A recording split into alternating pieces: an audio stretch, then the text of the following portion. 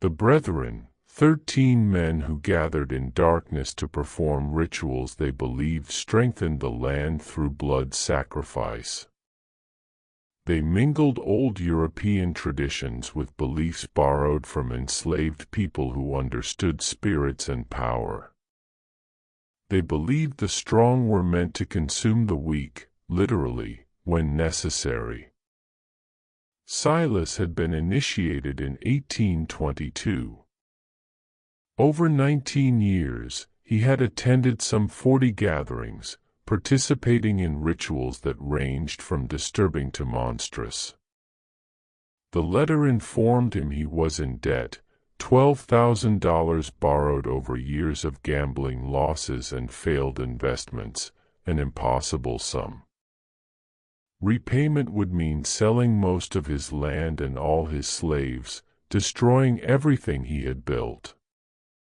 But the letter offered an alternative, a demonstration of commitment required from members in difficult positions. Silas would take his daughter Catherine and place her under the complete authority of one of his enslaved men, not temporarily, not as punishment, but as a genuine transfer of responsibility lasting 1 full year. The enslaved men would have total control over her person, her daily activities, her treatment. Silas would announce this publicly at a gathering of the county's prominent families, explaining it as an extreme medical measure for his daughter's condition. The humiliation would be absolute.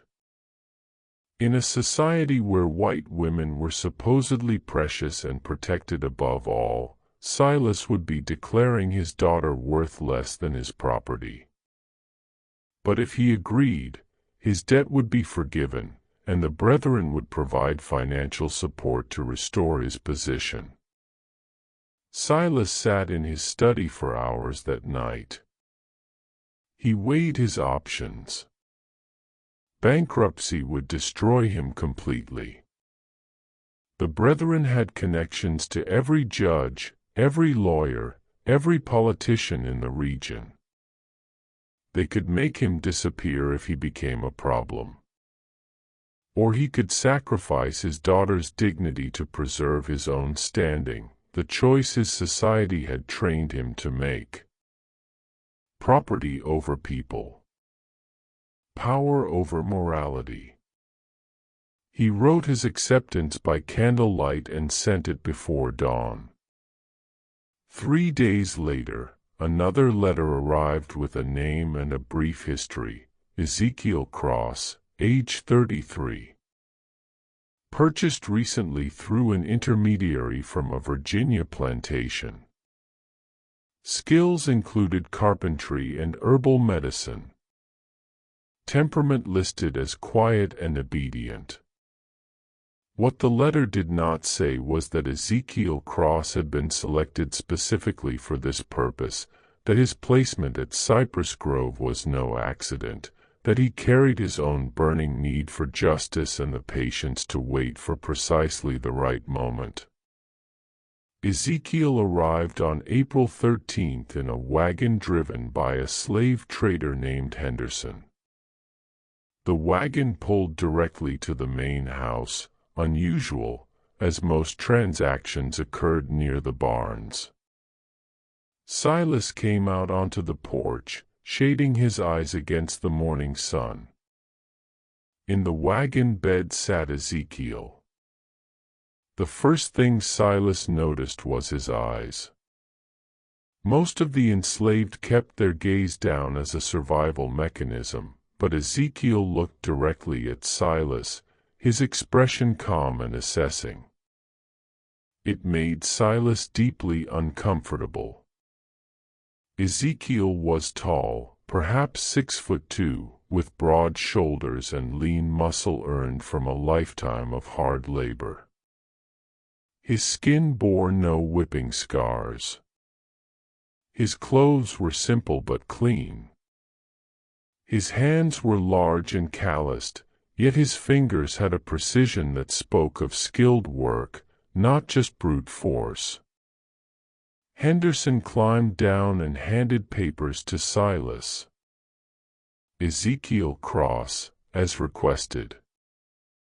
Previous owner said he was quiet but capable. Your associates want you to know this one was carefully selected. Silas barely glanced at the papers. He addressed Ezekiel directly. You understand why you are here? Yes, sir. Ezekiel's voice was deep and measured, carrying a slight Virginia accent. My daughter is unwell. You will be responsible for her care. Doctors have failed. You claim knowledge of herbal treatments. My grandmother was a healer, sir. She taught me before I was sold. The transaction completed quickly. Ezekiel was shown to a small cabin near the main house, separate from the other quarters. He was given basic supplies and told his duties would begin the next day. He was informed his sole responsibility was Catherine's care and that failure would bring severe consequences. Ezekiel nodded and said, "Yes, sir," when required. Then he was left alone. For the first time since arriving, he allowed his expression to change. His jaw unclenched slightly, his shoulders relaxed. He sat on the bed and pulled from inside his shirt a small cloth bundle.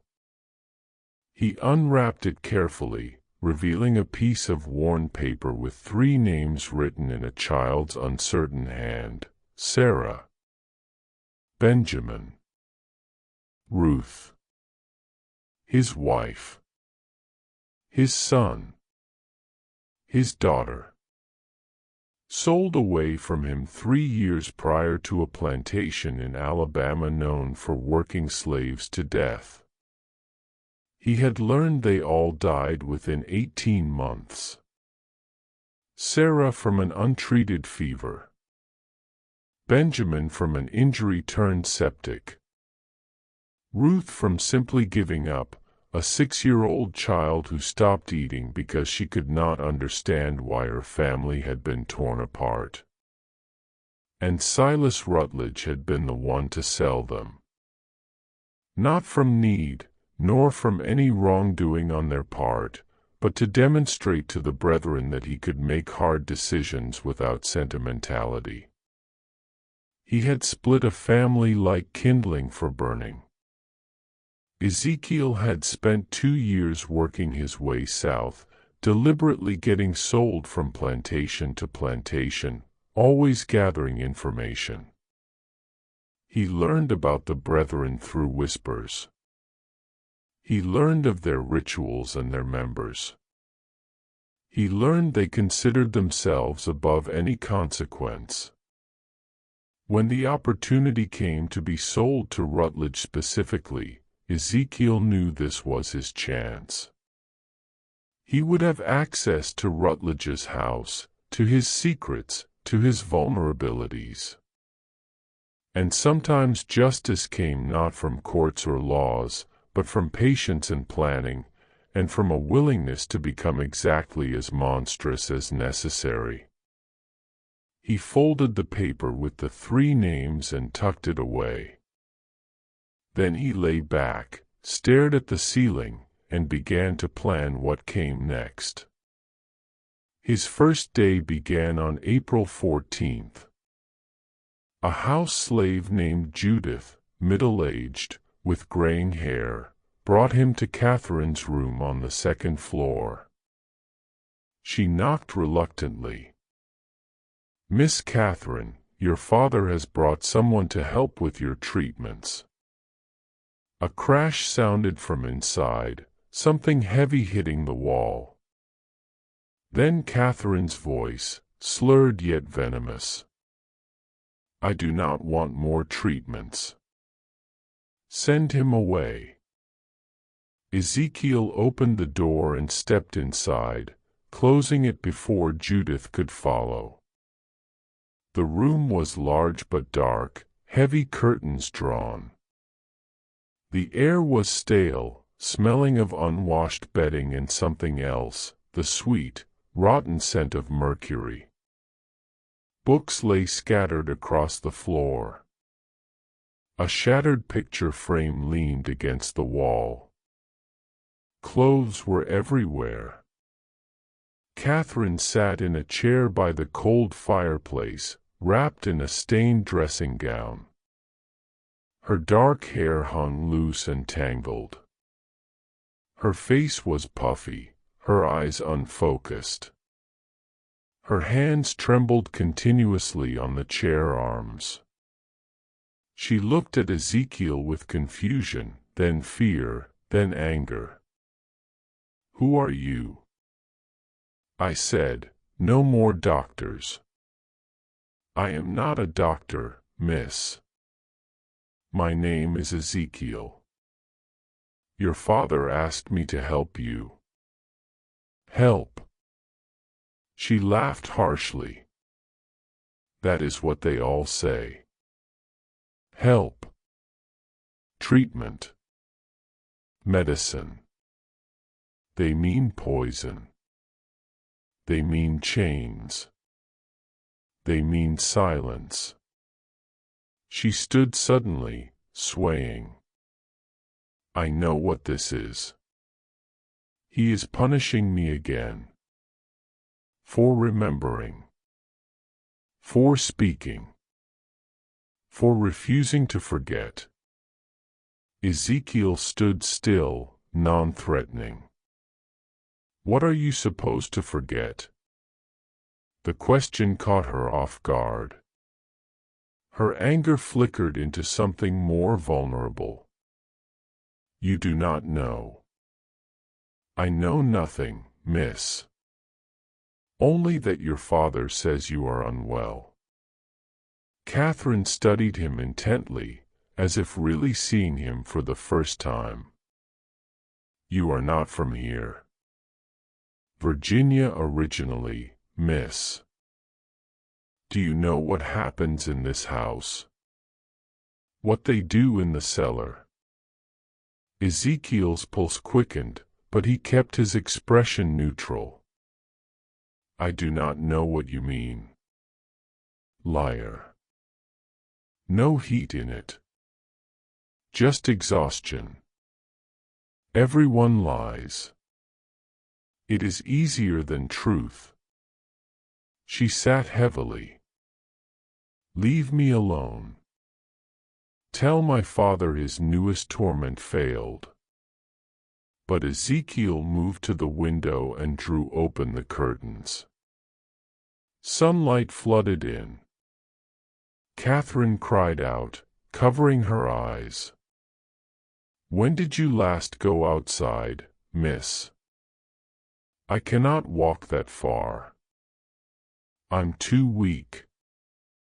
"When did you last eat without laudanum?" "The medicine is necessary. The doctors say so." "What if the doctors are wrong?" Her hands came down from her eyes. She stared at him with hope and terror mixed. "What did you say?" Ezekiel turned from the window. This was the moment, the first card played. "I said, what if the doctors are wrong? What if everything you have been told about your condition is designed not to help you, but to keep you controllable? What if your father has been poisoning you for years to ensure you never become well enough to speak about what you saw?" Judith looked at Ezekiel with sympathy. "She has bad days. This is one." In the oppressive spring heat of 1841, a declaration from Silas Rutledge shocked even the most hardened plantation owners across South Carolina. He was placing his 28-year-old daughter, Catherine, a woman weighing over 260 pounds, under the complete and absolute authority of an enslaved man named Ezekiel Cross. Not as a nurse, nor as a companion, but as her owner in every sense that mattered, save for the legal documents. The white society of Colleton County was scandalized, yet they understood nothing of Rutledge's true purpose, nor of what Ezekiel would do to Catherine in the months to follow. By November, Catherine's body had transformed in ways no one could explain. 13 men were dead, and Cypress Grove plantation had been reduced to ash. What truly transpired between that enslaved man and the planter's daughter? What did he do to her that left every witness terrified? Before we unearth this disturbing truth, subscribe, ring that bell, and comment your state below. Now, let me return you to the beginning of it all. Spring in Colleton County arrived with a heat so thick and humid the air felt solid. The Combahee River slid slowly through the low country, its dark surface mirroring the Spanish moss that hung from live oaks like funeral shrouds. For miles, rice paddies stretched, their flooded fields worked by hundreds of the enslaved, who labored knee-deep in water from first light until dusk. Here was wealth constructed on suffering, prosperity extracted from human misery. All of it justified by men who had convinced themselves that cruelty was merely the natural order. Cypress Grove plantation sprawled across 800 acres of moderately productive land. Its owner, Silas Rutledge, stood just outside the county's elite, but he burned with the desire to enter it. He held 58 enslaved people, a fortune by most measures, yet barely mid-tier in local society. The truly powerful families owned thousands of acres and hundreds of slaves. They summered in Charleston and sent their children to northern universities. Their names held a weight that could open doors or ruin reputations with a single word. Silas had married Elizabeth Yancey in 1812, a union that brought modest land and a respectable name. Elizabeth had been a practical woman, keeping meticulous records, seeming more interested in ledgers than social ascent. She died in childbirth in 1813, leaving a daughter christened Catherine. For 28 years, Silas raised Catherine alone, his energy fixed on breaching the inner circles of county power. He was a tall man, thin in the way of those who forget to eat when consumed by obsession. Prematurely gray hair gave him a severe look that matched his cold demeanor. In business, he was known as shrewd but honorable enough, a man who drove hard bargains yet kept his word. His daughter Catherine had grown up isolated, educated by tutors, belonging nowhere. By 1841, she was 28 and weighed nearly 260 pounds. Her body was swollen from years of medications prescribed by doctors who diagnosed her with hysteria and female nervous disorders.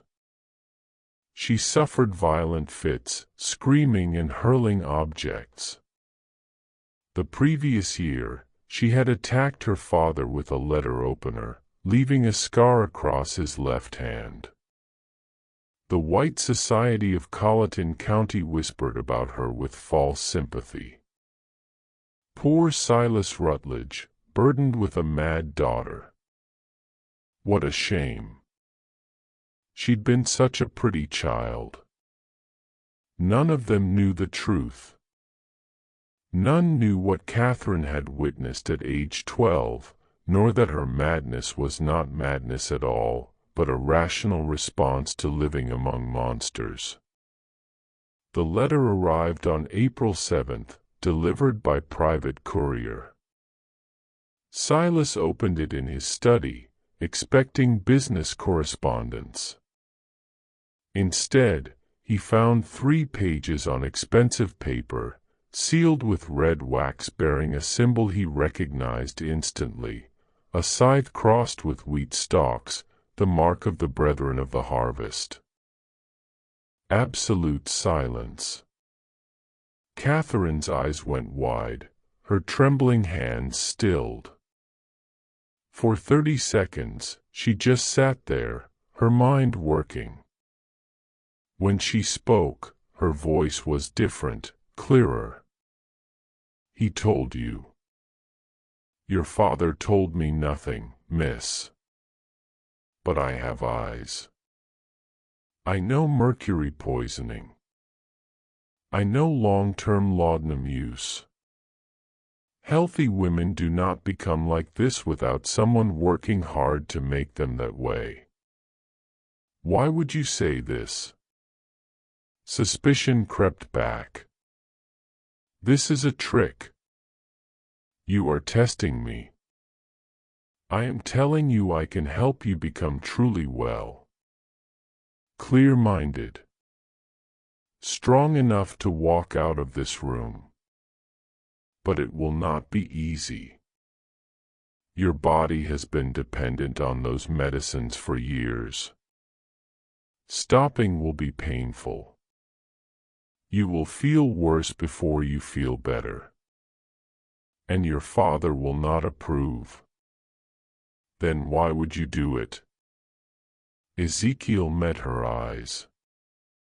"Because I have my own reasons for wanting Silas Rutledge to suffer. And the best way to make him suffer is to give him back a daughter who is sane enough to remember everything and strong enough to speak about it. The truth, dangerous to speak so plainly." But Catherine was damaged, not stupid. She would see through manipulation, but she might believe genuine common cause. "You want revenge on my father?" "Yes, miss." "What did he do to you?" "He sold my family. My wife and 2 children. Sent them to their deaths for no reason except to prove something to people who judge worth by cruelty." Catherine absorbed this, then nodded slowly. "The brethren. He sold them for the brethren." "Not a question." "The brethren, miss. You will learn. Everyone learns eventually." She leaned forward. "If I agree, if I let you help me, what happens then?" "You get well, miss. And when you are well, we decide what to do next. I have my revenge to plan. You have yours. Perhaps they align." Catherine studied him intently. Finally, she spoke. "I want them all dead. My father. Judge Pelham. Reverend Crenshaw. All of them. Every man who stood in that cellar. I want them to suffer first, to know it is coming, to beg, then I want them dead." The venom was shocking, not for its intensity, but because it came from someone dismissed as mad and harmless. This was not madness. This was rage, concentrated by years of suppression. Ezekiel nodded. "Then we have an understanding, Miss Catherine. If we are conspirators, use my name." "I cannot, Mississippi. Not where anyone might hear. We must be careful." "Then know something, Ezekiel. Catherine's eyes glittered dangerously. I have killed before. 3 people. House slaves who might have told my father about my lucid moments. I cannot remember exactly how. The laudanum blurs everything. But I know I did it. They disappeared. Their families were told they ran away. She smiled terribly. So if you plan to betray me, to use me, then dispose of me, know that I am not a victim. I am something worse. Ice ran down Ezekiel's spine.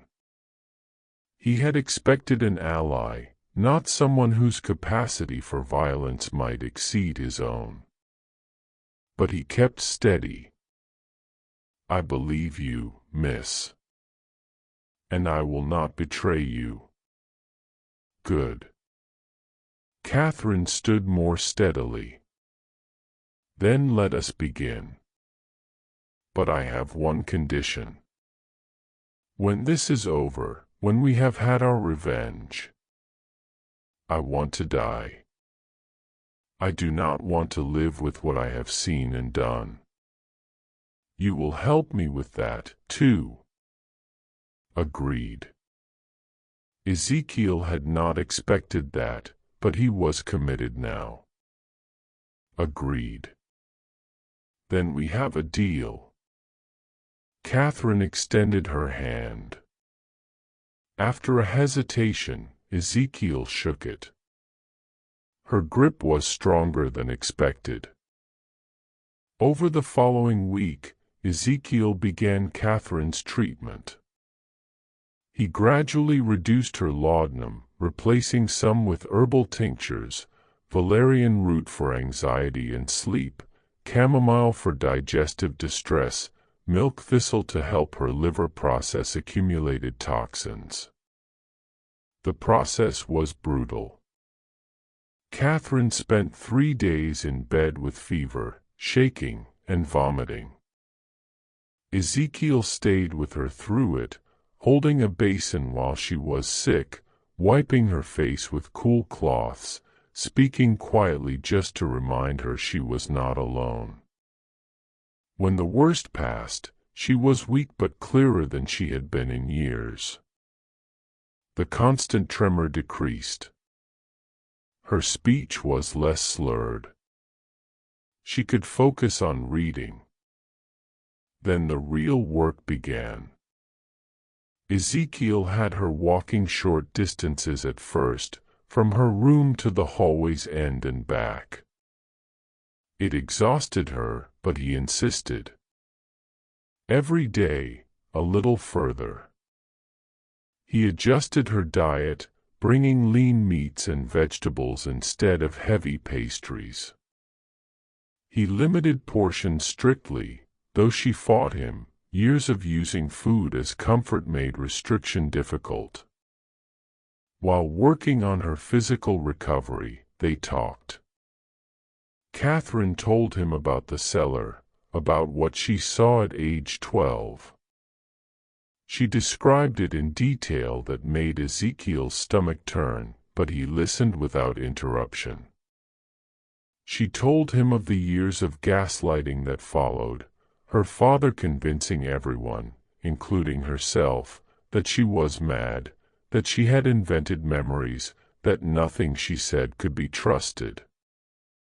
She told him of the journal she kept hidden, pages documenting dates and times when her father left late at night, names of visitors at strange hours, sounds from below that should not be possible. Ezekiel told her about his family. About Sarah, who sang while working and taught their children to read despite the danger. About Benjamin, who at 8 could do mathematics that amazed overseers. About Ruth, who loved flowers and picked wild blooms to make their cabin beautiful. He told her how Silas came to the Virginia plantation with a buyer's warrant, how he inspected them like livestock, how he agreed to purchase all three for a reasonable price, then changed terms at the last moment, saying he only needed the woman and children, not Ezekiel. How he deliberately split the family for no practical reason, but simply because he could. He smiled when he did it, Ezekiel said quietly. That is what I remember most. My son crying, holding my leg, begging. My wife trying to be strong, telling Benjamin to be brave. And your father smiled, like it pleased him to cause that pain. Catherine listened with newly clear eyes. I am sorry. I know, sorry is just a word. But I am sorry you suffered because of what my father is. You are not responsible for what he does, miss. No. But I am responsible for what I do next. And I promise you, Ezekiel, he will pay for what he took from you. They will all pay. The formal announcement was scheduled for April 29th. 41 people gathered in the Cypress Grove dining room for what the invitations described as an important family announcement. The county's elite arrived in carriages. Judge Pelham with his wife Eleanor. Reverend Crenshaw with his daughter. Marcus Fanning and his family. Benjamin Lyle from the bank. The meal was elaborate: oysters, roasted duck, multiple rice dishes, sweet potatoes, fresh bread, a towering cake for dessert. Through it all, Catherine sat at her father's right hand, eating sparingly, speaking when spoken to, but volunteering nothing. Ezekiel served alongside other house slaves, moving quietly, refilling glasses, clearing plates. He was invisible to most guests, but he listened to every word, watched every interaction, filed away information. After dessert, Silas stood and tapped his glass. My friends, thank you for joining us. As you know, Catherine has been unwell for years. We tried every treatment, doctors from Charleston, a specialist from Philadelphia. Nothing helped, until recently. He gestured toward Ezekiel. 2 weeks ago, I brought in Ezekiel, who has knowledge of herbal medicine. As you can see, Catherine is much improved. Clearer. Calm. More herself than in many years. Polite murmurs traveled around the table. Catherine kept her expression neutral, though Ezekiel saw her hands gripping her napkin beneath the table. This improvement, Silas continued, has led to a difficult decision. Catherine requires ongoing care more intensive than our household can provide. After much consideration, I've decided Ezekiel will assume full responsibility for my daughter's welfare. He will have complete authority over her treatment, her daily activities, her living arrangements, effective immediately. The murmurs changed tone. Confusion now. Several guests exchanged glances. Mrs. Pelham's face registered shock. Marcus Fanning spoke up. Silas, I do not understand. You are placing your daughter under a slave's care. Permanently. I am placing her with someone who succeeded where others failed. My daughter's health is more important than social convention. But surely, Reverend Crenshaw interjected carefully, there are other options. a companion, a nurse, someone more appropriate. Silas's expression hardened. I have made my decision. Catherine agrees. Do you not, daughter? All eyes turned to Catherine. This was the moment she could refuse, could expose everything, could bring it all crashing down. Instead, she smiled, small, controlled, revealing nothing. I trust my father's judgment.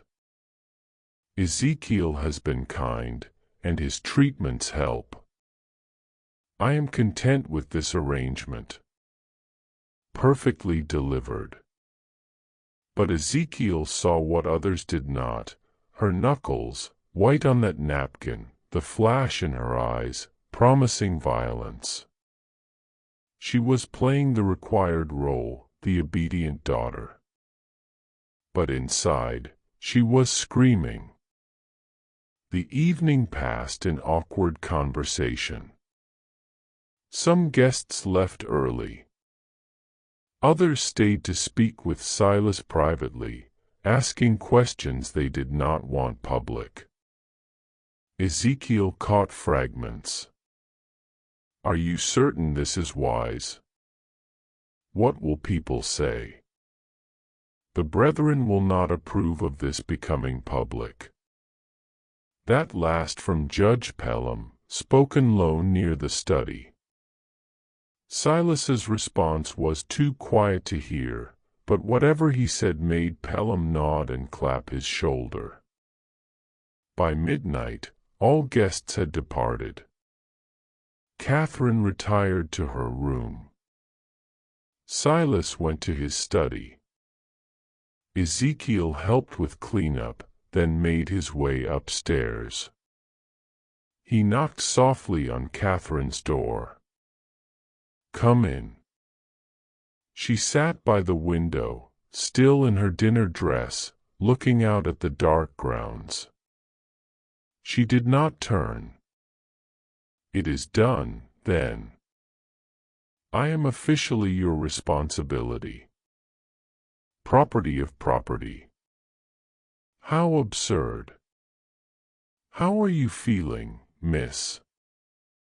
I want to burn this house down with everyone in it. But we must be patient. Is that not what you tell me? Yes, miss. I agreed because I want them to feel secure. I want them to think this is just my father's eccentricity. I want them to forget about me while we work. She turned to look at him. Did you see their faces? The disgust. The pity. They think I am pathetic. They have no idea what we are planning. And what exactly are we planning, miss? Catherine moved to her dresser and pulled out a wooden box. Inside were papers covered in her handwriting. I have been documenting everything I remember for years. Dates. Names. Ritual descriptions. Coded so it looks like nonsense if found. But I can decode it. We have enough to destroy 20 men. And will anyone believe us, miss? A woman recently recovered from madness and an enslaved man. No. Which is why we need proof. Proof they cannot dismiss. Real, physical evidence. She pulled out one specific page. I know where they keep their records. The Brethren maintains a ledger of all activities, every ritual, every sacrifice, every member's participation. It ensures everyone is equally guilty. My father mentioned it years ago, before he realized I would remember. Where is this ledger? In the cellar. There is a hidden room beyond the main chamber. I never saw inside, but I heard them talk about it. That is where they keep everything they cannot afford to lose. Ezekiel felt excitement mixed with dread. Such a ledger would be devastating evidence, but getting it meant going into the heart of the Brethren's domain. We would need to access it when the house is quiet. My father travels to Charleston monthly for business. The next trip is May 14th. He will be gone 3 days. That gives us 2 weeks to prepare. We need the cellar layout, every room, every hiding place. I can help. I have been thinking about this for 16 years. I know exactly what needs to happen. They spent an hour going over details, speaking in whispers. Catherine sketched the cellar layout from memory. Ezekiel asked about guards, keys, slave schedules. When he left her room, it was nearly 2 in the morning. He made his way to his small room, mind racing. He was fully committed now to a conspiracy with a woman who was brilliant and damaged and frightening. He pulled out the paper with his family's names and looked at it by candlelight. I am doing this for you. For Sarah. For Benjamin. For Ruth. For every person who suffered because men like Silas Rutledge believe power gives them the right to destroy lives. He blew out the candle and lay in darkness, listening to the house settle. Somewhere below, in a cellar he had never seen, were secrets that could tear apart South Carolina's most powerful families. In 2 weeks, he would go down there to find them. The 2 weeks passed with deceptive calm. Catherine continued improving. Her weight dropped. Her mind stayed sharp. She walked further each day. More importantly, she was translating sections of her coded journals for Ezekiel, filling in details about the Brethren that made his blood run cold. The Brethren is not unique to Colleton County, Catherine explained one afternoon. It is part of a larger network across the South. Connected societies in Charleston, Savannah, New Orleans, Richmond. Different names, but always the same structure. Wealthy men who believe their power derives from ancient practices of dominance and sacrifice. They believe they continue traditions going back thousands of years, European mystery cults mixed with things learned from enslaved people. They twisted it into something monstrous. A justification for things that have no justification. And the sacrifices? Not always human. Sometimes animals. But other times, they take people who will not be missed. Slaves with no family. Poor whites who wander onto their properties. Once I heard my father mention a child, but I do not know if that was literal. Where do the bodies go? The swamps. Every plantation has them. Bodies go in and are never found.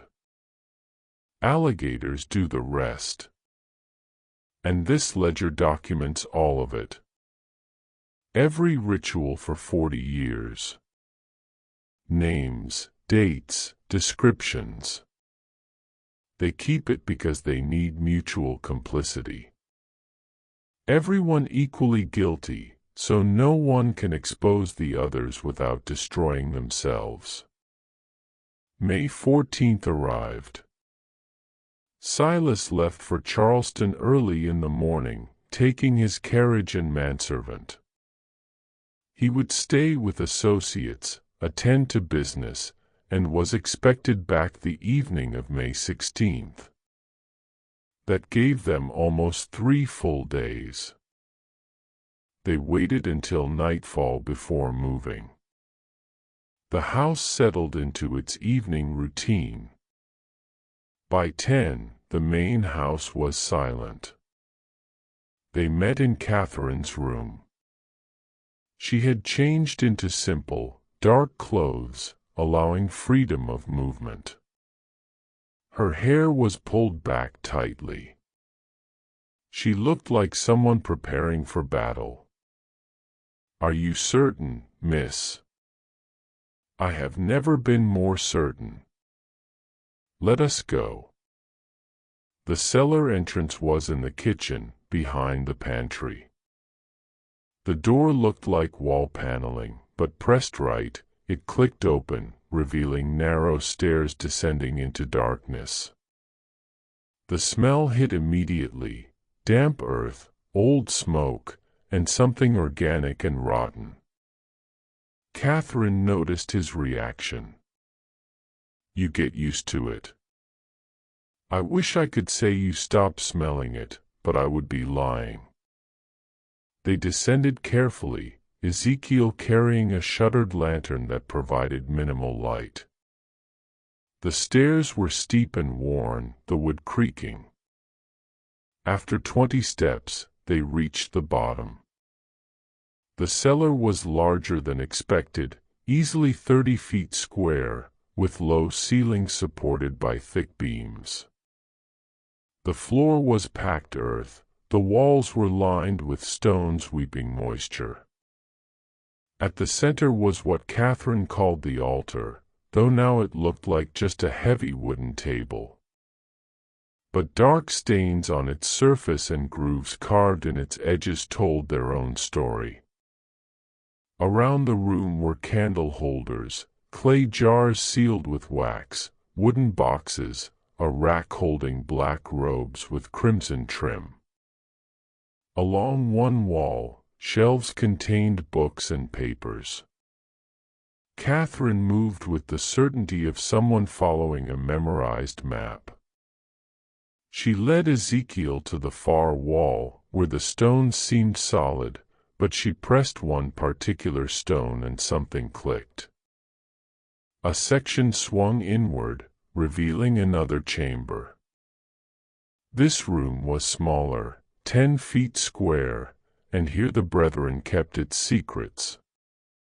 The ledger sat on a wooden stand in the center, massive, 2 feet tall and 18 inches wide, bound in dark leather with metal clasps. Next to it were smaller journals. Around the walls were shelves containing jars Ezekiel refused to examine too closely. "There," Catherine whispered, pointing. "That is what we need." Ezekiel moved to the stand and opened the book carefully. The pages were thick parchment, covered in meticulous handwriting. Names and dates going back to 1800. Ritual descriptions written in clinical detail, like scientific experiments rather than atrocities. He began reading, and with each entry, his horror deepened. These men had not just committed occasional violence, they had made it systematic. Regular gatherings every 6 weeks, rituals timed to agricultural cycles, believing blood fed the land. They had killed at least 37 people over the years, probably more. Mostly enslaved people, but also poor whites, indigenous people, anyone vulnerable. And notes about consumption. They had not just killed, they had eaten. Pieces of victims prepared specific ways, consumed during ritualistic meals they believed transferred power.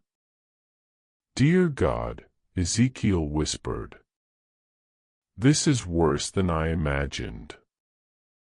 I tried to tell you." Catherine's voice was flat. "I watched them when I was 12. I watched them cut pieces from that woman on the altar. I watched my father raise a goblet and drink. Then I spent 16 years being told I was insane, that I imagined it all. But I knew. I always knew." Ezekiel turned pages, looking for entries about his family. He found them in October 1838. 3 lines: purchased family unit from Virginia. Woman Sarah. Children Benjamin and Ruth. Separated from male to demonstrate resolve. Sent to Alabama contact. Payment received. 3 lines. That was all his family's destruction merited. "We need to take this," Ezekiel said, his voice tight with rage. "No," Catherine's hand on his arm. "If we take it now, they will know immediately. We need to copy the most important entries first." She was right. But Ezekiel wanted to burn everything. Revenge required patience. Required being smarter than the enemy. They spent 3 hours working. Catherine had brought paper and ink. She copied entries about specific rituals, focusing on ones naming current members. Ezekiel documented victims, creating a list of names and dates that could potentially be cross-referenced with other records. Exhausting work, made worse by the content. Several times, Ezekiel had to stop, hands shaking too badly. Once, Catherine left the chamber entirely, overcome by memories. But slowly, methodically, they built their case. Page after page of evidence.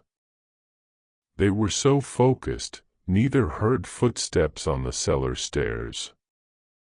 The first indication something was wrong was when light flared in the outer chamber, lantern light, much brighter than their single lamp. Ezekiel looked up sharply, blood going cold. Silas Rutledge stood in the doorway, flanked by 2 other men. Behind them, at least 4 more figures in the main cellar. "I must admit," Silas said calmly, "I am impressed. I did not think you would find the inner chamber." Catherine stood slowly, placing herself between her father and Ezekiel. "You were supposed to be in Charleston." "I was supposed to be. But I never trusted your miraculous recovery. So I made arrangements. I left this morning, yes. But I returned this afternoon and watched the house all evening, waiting to see what you would do." He stepped into the chamber, the 2 men blocking the exit. "Did you really think I would not anticipate this? That I would not prepare for the possibility you might remember, might seek revenge? You have been poisoning me for 16 years, Catherine's voice was steady despite everything. And you expect me to simply accept that? I expect you to understand it was necessary. You saw something you should not have. A child. You could not understand. I could not allow you to destroy everything. I was 12, and I watched you murder a woman and eat her flesh. That was not fear, Father. That was a reasonable response to witnessing evil. Evil. Such a simple word. Silas moved further into the room, his eyes moving between Catherine and Ezekiel. And you. Using my daughter to get to me. Filling her head with ideas of revenge. Ezekiel said nothing, calculating distances and odds. 7 men against 1, with Catherine in no condition to fight. The situation looked hopeless. Silas seemed to read his thoughts. Do not do anything foolish. I do not want to hurt either of you. Not permanently. But I cannot have this rebellion continuing. He gestured to the men behind him. Bring them upstairs. We need to discuss what happens next. They were taken to Silas's study and locked inside together. The room was windowless except for one high transom, impossible to reach. The door was heavy oak, locked from outside. As soon as they were alone, Catherine moved to Ezekiel. Are you hurt? No, miss. But we are in serious trouble. Yes. But not as much as you think. She pulled something from inside her dress, the papers they had been copying. I managed to keep these. He did not search me. Too confident. That will not help if we are dead. We are not going to die. Not tonight. Catherine's eyes were calculating. My father will want to resolve this without killing me if possible. I am still his daughter. His blood. That gives us leverage. Over the next hour, they heard arrivals, voices in the hall, men gathering. The brethren was assembling. Finally, the door opened. Marcus Fanning stood there, his face grim. They are ready for you. Come peacefully, and you will not be harmed. They were led down to the cellar again. This time, the main chamber had been transformed. All 13 brethren members were present, dressed in ritual robes. Candles burned in every holder. The altar was draped with crimson cloth.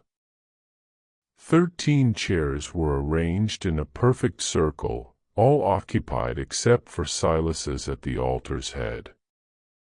Ezekiel and Catherine were positioned in the circle's center, forced to stand facing Silas. The other members watched with expressions ranging from curiosity to hostility. Silas removed his hood. Brothers of the harvest, thank you for coming on short notice. We face a crisis. My daughter and her associate discovered our inner chamber. They saw the ledger. They were copying entries when I interrupted them. Judge Pelham spoke up. Then they must be silenced. Permanently. This is not complicated. I disagree. Silas held up a hand. My daughter is blood. I cannot simply dispose of her without exhausting other options. And the men represents an opportunity. What opportunity? Reverend Crenshaw asked. To test something I have long believed, that a person can be drawn into our work through their own actions, if framed correctly. Silas turned to Ezekiel. You want revenge on me. You want to destroy me for what I did to your family. I understand that. But what if I offered you a different kind of revenge? A more meaningful one. I do not understand, Ezekiel said carefully. I am offering you membership. Not as an equal, the Brethren does not accept men of color as full members, but as an associate. You would attend our gatherings, participate in rituals. And in exchange, I would give you what you want most. My family is dead. You cannot give me what I want. No. But I can give you revenge against the people who killed them. The plantation owner in Alabama who worked your wife and children to death. His name is Edward Gaines. He is not part of the Brethren. He has no protection from us. If you join us, prove your loyalty.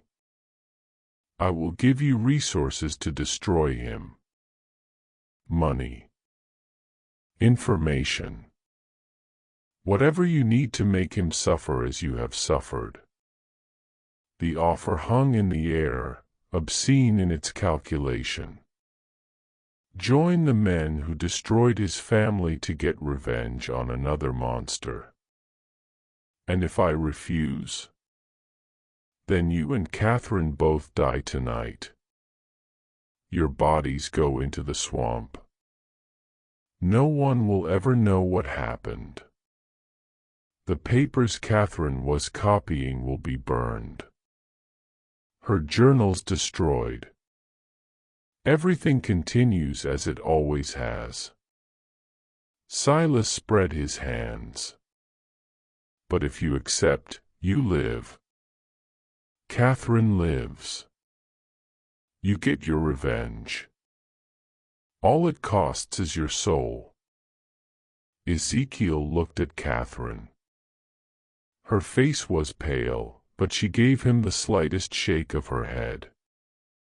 Do not do it. Whatever happens, do not become them. But Ezekiel was thinking about accepting, about getting inside their organization, about gathering more evidence, about buying time. He looked back at Silas. What happens to her? She returns to her room. Resumes her medications. Forgets what she has seen. The alternative is she dies alongside you. No, Catherine's voice cut across the chamber. I will not forget again. I will not be silenced. Kill me if you must, Father. But I will not pretend I do not know what you are. Silas's expression hardened. Then you have made your choice. Wait. Ezekiel spoke quickly. I accept. But on one condition, Catherine goes free. Not back to her room. Free. Let her leave this house. Leave South Carolina. Give her money to start over. If you do that, I will join you. Several Brethren members shook their heads. But Judge Pelham spoke. The boy makes a point. The girl is already broken. Even if she spoke, who would believe her? But a man willing to join us, to be complicit. That is valuable. That proves our power extends even to those who hate us. Silas considered. Finally, he nodded. Very well. Catherine will be sent north. I have associates in Philadelphia who will take her in. She will be given a new identity and a stipend to live on. But she can never return to South Carolina. Never contact anyone from her old life. She will be dead to everyone here. Agreed. Catherine stared at Ezekiel. No, I will not leave you two. Agreed. Ezekiel interrupted. She goes free. I join you. Then we have a bargain. Silas turned to the others. Catherine leaves tomorrow. Ezekiel's initiation will be in 3 weeks, at the next regular gathering. Until then, he remains at Cypress Grove under watch. If he tries to escape or contact anyone, the deal is void and both die. Understood. Ezekiel nodded. Catherine looked like she wanted to argue, but Ezekiel caught her eye and shook his head slightly. Trust me. Catherine left the next morning. A closed carriage took her away at dawn. Ezekiel watched from his cabin window as it rolled down the long drive and disappeared into the trees. She had not been allowed to say goodbye. He had not been allowed to speak with her after the confrontation in the cellar.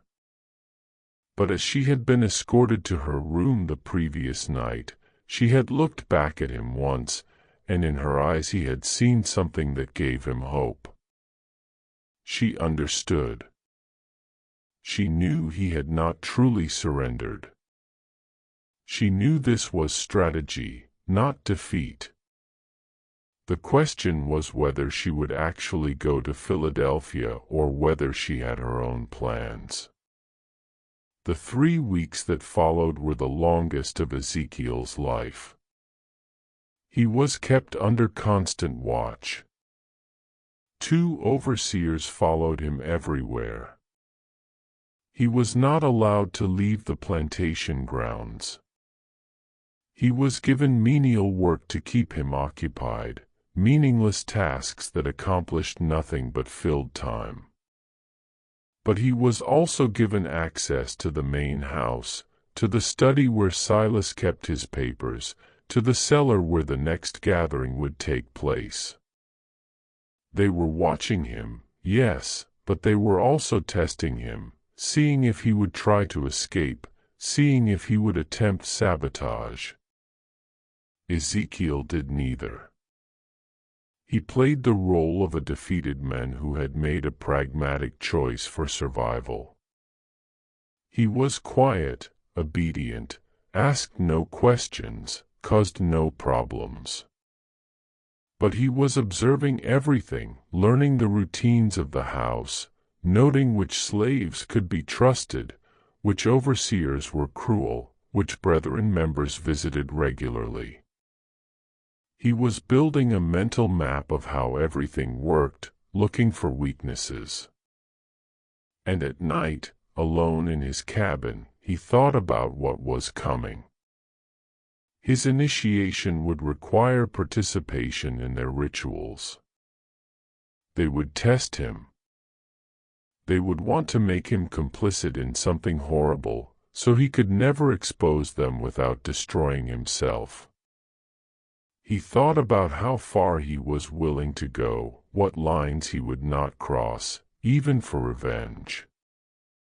Whether there was any act so terrible that justice did not justify it. He did not have good answers to those questions. On June 2nd, the night before his initiation, Silas came to his cabin. It was late, after midnight. Ezekiel woke to knocking and opened the door to find his owner standing there alone. "May I come in?" Ezekiel stepped aside. Silas entered and looked around the sparse room. Finally, he spoke. Tomorrow, you will become one of us. Not fully. Never fully. But enough. I want you to understand what that means. I understand what I agreed to. Do you? Do you truly? Silas sat on the single chair, uninvited. The Brethren has existed for 43 years. In that time, we have never lost a member to exposure. Never had someone break our code of silence. Do you know why? Because everyone is equally guilty. Partly. But also because we take care of each other. A man joins the Brethren, and suddenly doors open. Business opportunities appear. Legal problems disappear. Enemies find themselves in difficulty. We are not just a society, Ezekiel. We are a network of power that extends across the entire South. Once you are part of that network, even as an associate, you will have access to resources you cannot imagine. And in exchange, I help you murder people. Silas did not flinch. In exchange, you help us maintain the natural order. The strong over the weak. The powerful over the powerless. That is how the world has always worked. We simply acknowledge it and use it to our advantage. You killed my family to demonstrate your commitment to that order. I did. And I would do it again. Because sentiment is weakness. Love is weakness. The moment you allow yourself to care more about individuals than about power, you have already lost. Silas leaned forward. But here is what I want you to understand. Your family is dead. Nothing you do will change that. But you can ensure their deaths meant something. You can use the power the Brethren offers to prevent other families from suffering the same fate. You can work from inside our organization to make changes, to push for less brutal treatment of slaves, to advocate for better conditions. You will have a voice at our table. That is worth something. It was almost convincing. Almost. The idea that Ezekiel could become some kind of reformer from within, using his position to help others. But he knew it was a trap. A rationalization.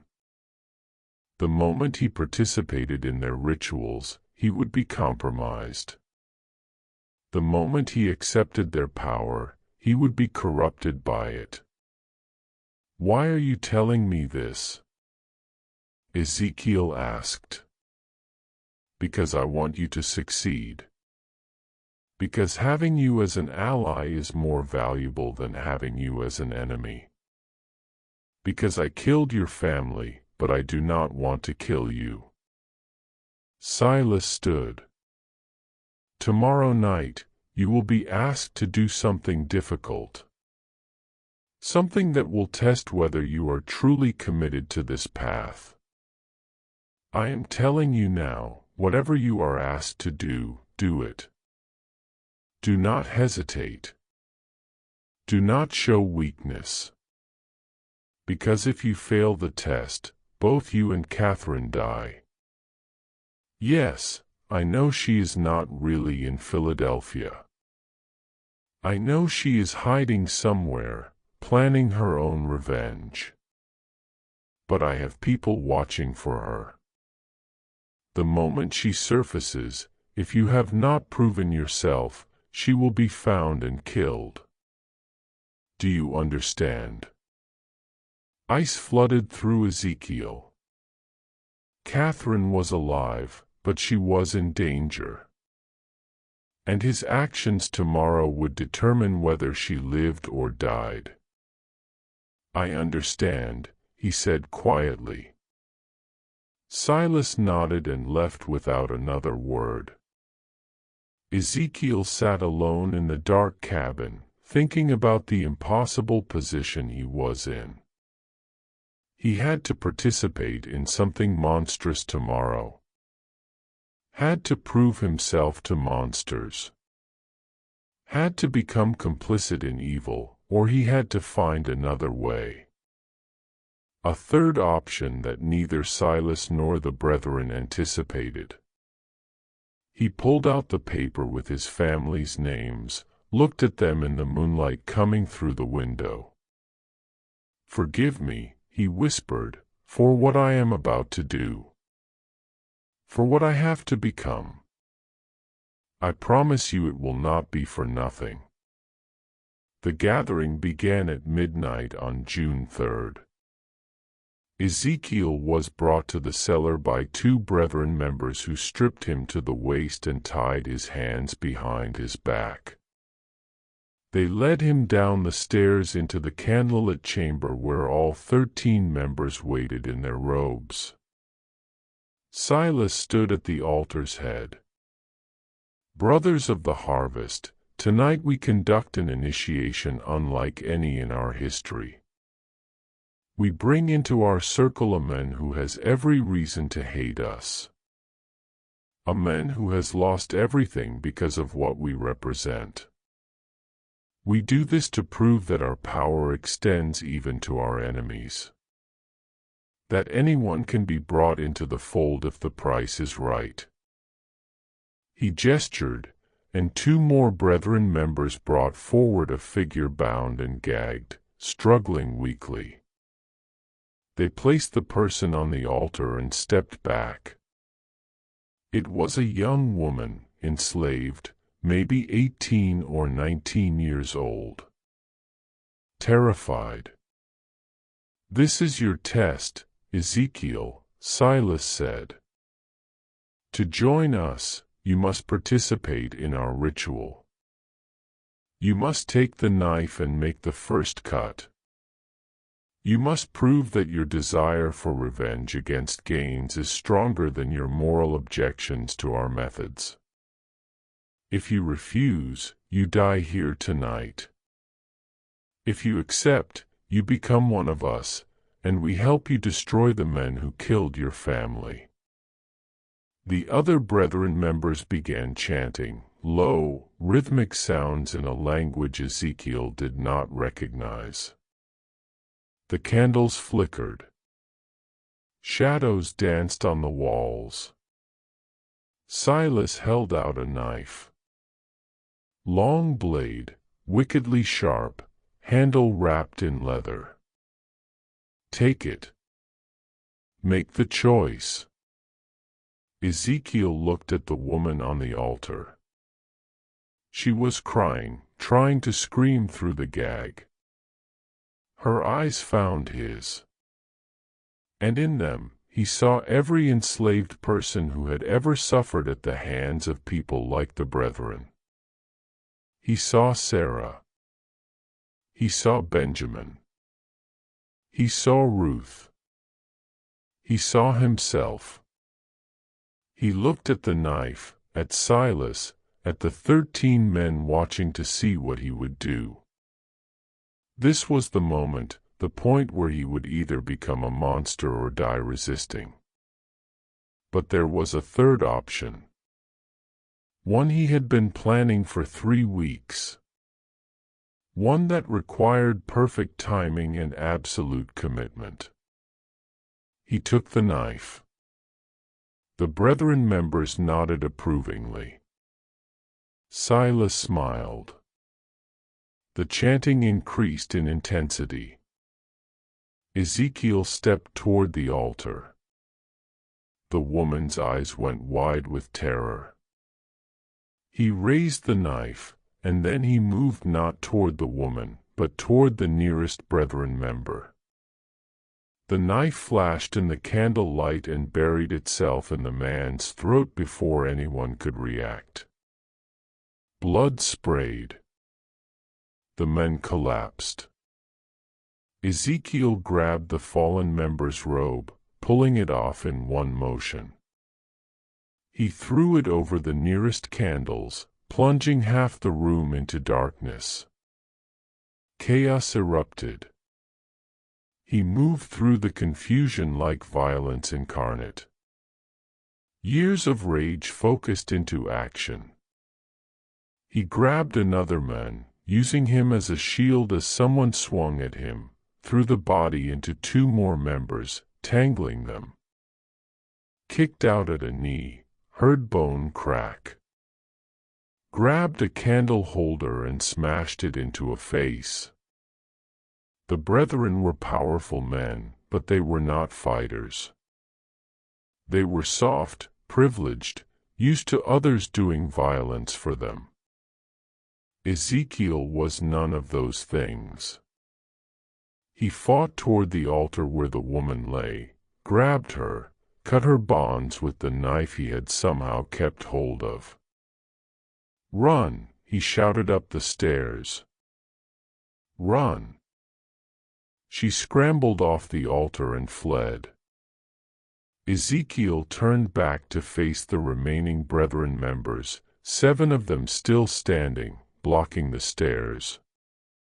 "You have made a terrible mistake," Silas said, his voice steady despite the carnage.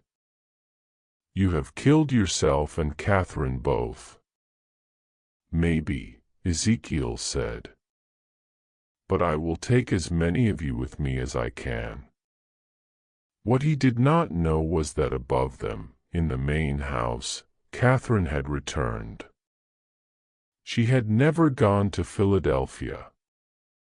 She had been hiding in the slave quarters, waiting, planning, gathering allies among the enslaved people of Cypress Grove. And when she heard the commotion from the cellar, when she saw the young woman burst from the kitchen screaming, she knew it was time. The reckoning. Catherine had spent 3 weeks recruiting. She had moved from plantation to plantation under cover of darkness, speaking to enslaved people she had known her whole life, people who had watched her grow up, who had suffered under her father's ownership. She told them about the brethren, about the cellar, about the rituals. And she told them that tonight was the night they could end it. 23 people came. Men and women who had nothing left to lose, who had lost children to the brethren's rituals, who had watched friends disappear into the swamps, who had endured decades of brutality from men who believed themselves untouchable. They came armed with tools from the fields, axes, scythes, hammers. They came with a rage that had been building for generations. When the young woman burst from the cellar, Catherine led them down. The brethren members, still trying to subdue Ezekiel, did not hear them coming until it was too late. The enslaved people flooded into the cellar like a tide. There was no mercy in what followed.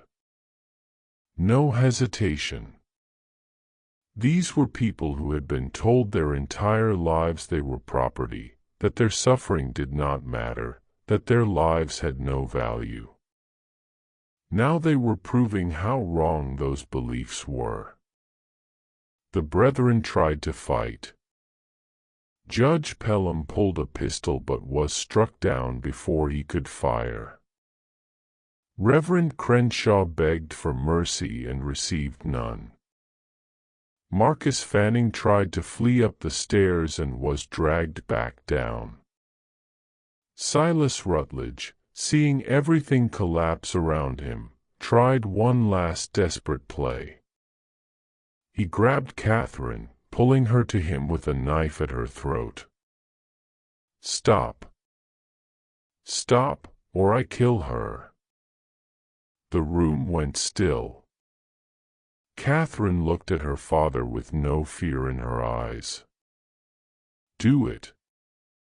Kill me. It changes nothing. You have already lost. I can still escape. I can still. You can still nothing. Catherine's voice was cold. You spent 16 years trying to break me. Trying to make me forget. Trying to convince me I was mad. But you failed. I remembered everything.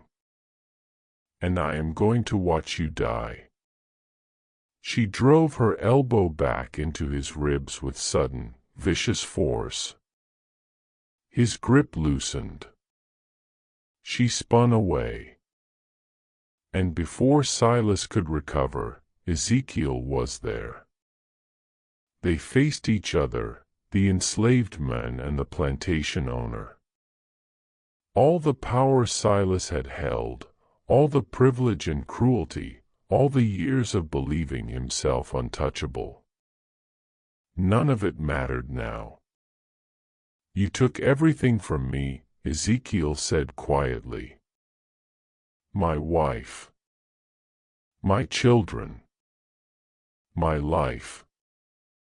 You did it for no reason except that you could, to prove something to men who valued cruelty over humanity. Please, Silas said. Just that one word, pathetic and desperate. Did my wife say please? Did my son? Did any of the people you killed in this cellar? Ezekiel shook his head. No mercy. Not for you. Not ever. What happened next was brutal and final. The enslaved people made sure none of the brethren survived. 13 men who had believed themselves above consequence learned, in their final moments, that power was an illusion. That cruelty always came home, eventually. When it was over, Catherine stood in the center of the cellar, surrounded by bodies. She was shaking, not from fear, but from release. 16 years of rage finally given outlet. Ezekiel came to her. Are you hurt? No. Are you? Minor cuts. Nothing serious. He looked around at the carnage. What do we do now? Now. Catherine's smile was grim. Now we burn it all. The cellar. The ledger. The evidence. We destroy every trace of what happened here. But that evidence could prove what they did. Could bring justice. Justice. Catherine laughed bitterly. She looked around. This is justice. The only kind we were ever going to get. If we try to take that ledger to authorities, what happens? We are hunted down and killed. The surviving brethren members in other counties come for us. This only ends if everyone believes the Cypress Grove chapter died in an accident. If there is no evidence, no witnesses, no story to tell. She was right, and Ezekiel knew it. Then we burn it. They spent the next 2 hours preparing. The enslaved people who had helped them left before dawn, disappearing back to their various plantations. They would say nothing. They had seen nothing. They knew nothing. That was how survival worked. Catherine and Ezekiel poured oil through the cellar, stacked wood and kindling, placed the bodies in positions that might look like an accident if anyone investigated. Then they took the ledger and all the journals and placed them in the center of the altar. "Wait," Ezekiel said. He opened the ledger one last time and found the entries about his family. He carefully tore out those pages and folded them, placing them inside his shirt. "For them, so they are not forgotten." Catherine nodded. Then she took a candle and held it to the oil-soaked wood. The fire caught immediately. Within minutes, the cellar was ablaze. They fled up the stairs and out of the house, stood in the yard, watching as flames engulfed Cypress Grove plantation. People would come. Other plantations would see the smoke. There would be questions. But Catherine and Ezekiel had their story prepared. A terrible accident. A candle knocked over in the cellar. The master and his guests trapped below. So tragic. So terrible. No one would ever know the truth. As the sun rose over the burning ruins, Catherine turned to Ezekiel. "What will you do now?" "Go north. Use the chaos of this fire to disappear. Maybe find others who want to fight, to create a network that can help people escape." He pulled out the paper with his family's names. "I cannot bring them back. But I can make sure others do not suffer the same fate. And I will go north as well. Use the money I have been stealing from my father's accounts for years. Start over." She paused. "But I will not forget. I will document everything that happened here. I will write it all down so that someday, somehow, someone knows the truth." They sealed the records. They will seal your testimony, too, if you try to make it public. Then I will hide it. I will code it. I will leave it somewhere to be found decades from now, when we are all dead and it cannot hurt us anymore. She looked at the burning house. The truth has a way of surfacing, eventually. Even when people try to bury it. They stayed until the fire burned itself out, until Cypress Grove plantation was nothing but ash and blackened timbers, until there was nothing left to show that 13 men had gathered there to commit atrocities. Then they walked away in opposite directions, Catherine north toward Charleston and eventually Philadelphia, Ezekiel west toward the frontier, where enslaved people could disappear into communities that asked no questions. They never saw each other again. The official story was exactly as they had planned, a tragic accident. Silas Rutledge and 12 prominent gentlemen meeting at Cypress Grove to discuss business when a fire broke out. All 13 perished in the cellar, overcome by smoke before they could escape. A terrible loss for Colleton County. Funerals with full honors. Eulogies praising their contributions to society. Catherine Rutledge was reported to have died in the fire as well, her father's mad daughter, trapped in her room, unable to escape, a particularly sad footnote to an already tragic event. No one questioned it. No one looked too closely. The enslaved people who had participated said nothing.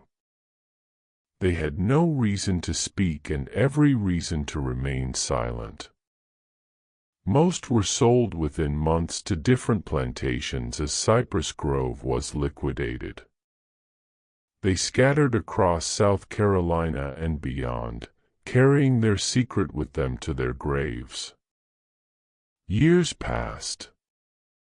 The ruins of Cypress Grove were eventually demolished. The land sold, new buildings constructed.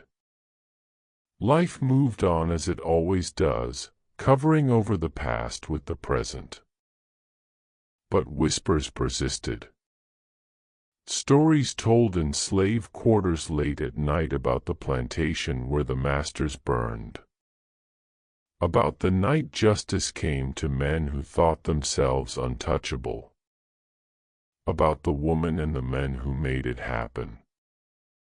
The stories changed with each telling, becoming legend, becoming myth.